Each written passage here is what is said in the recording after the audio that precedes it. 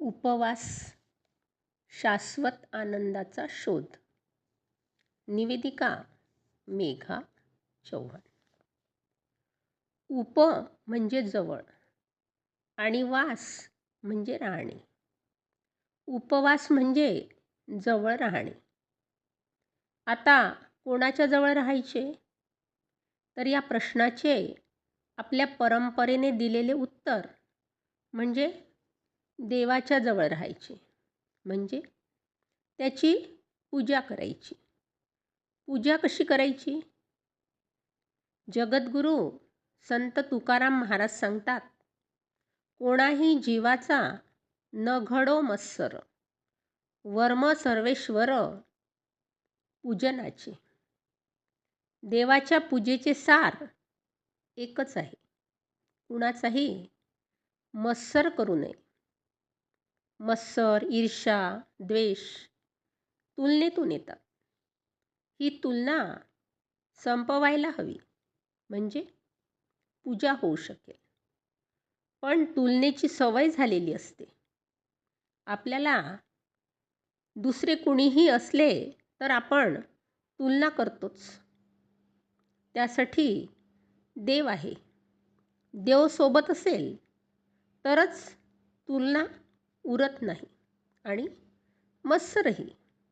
मत्सर आहे तर देव नाही, देव आहे तर मत्सर नाही.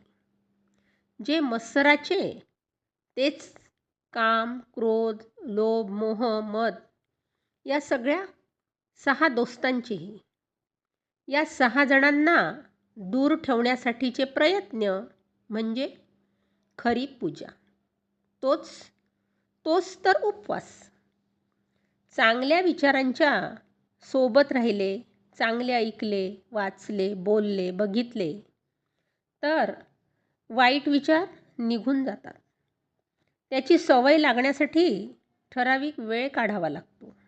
तो दिवस उपवासाचा, देवाच्या जवळ राहण्याचा. विनोबा सांगतात, 11व्या इंद्रियांसाठी दिलेला वेळ तो एकादशी.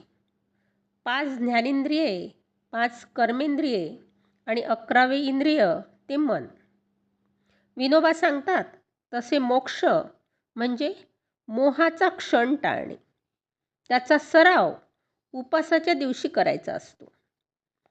एकादशी आणि दुप्पट खाशी हे वास्तव आपण सगळ्यांनी स्वीकारले आहे.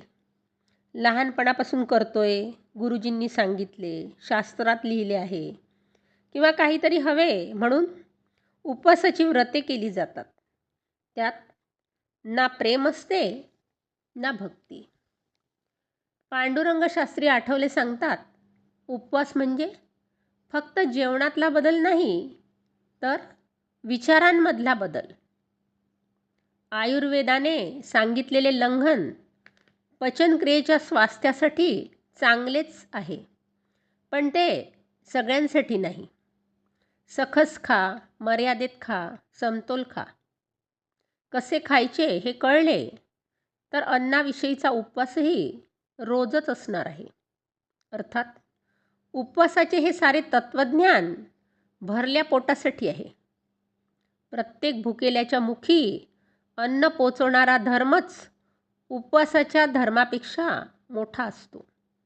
हे अधोरेखित करणाऱ्या बुद्धांपासून विवेकानंदांपर्यंत आणि कबीरांपासून गाडगेबाबांपर्यंत महात्म्यांचा वारसा उपवासाला व्यापक बनवून जातो. म्हणून उपवासाला स्वातंत्र्य लढ्याचा भाग बनवणाऱ्या महात्मा गांधींची आठवण ठेवावी लागते.